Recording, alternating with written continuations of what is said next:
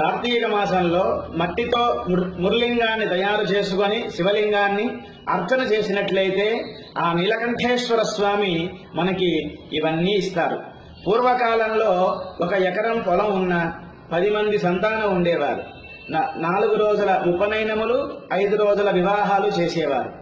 ఈ కాలంలో భార్యాభర్తలు ఇద్దరు ఉద్యోగ ధర్మాలలో ఉన్న 1,00,000 రూపాయలు సంపాదిస్తున్నా మనం పిల్లలకి 10 మంది సంతానం లేరు, 1 మొద్దు, 2 హద్దు, 3 వద్దు అనుకుంటున్నాము. 4 రోజుల ఉపనయనాలు చేయట్లేదు, 5 రోజుల వివాహాలు చేయలేకపోతున్నాం. కనీసం సంవత్సరం మొత్తం చేయకపోయినా ఈ కార్తీక మాసంలో శివాభిషేకం చేసినంత మాత్రమే భగవంతుడి యొక్క అనుగ్రహాన్ని పొందుతాం.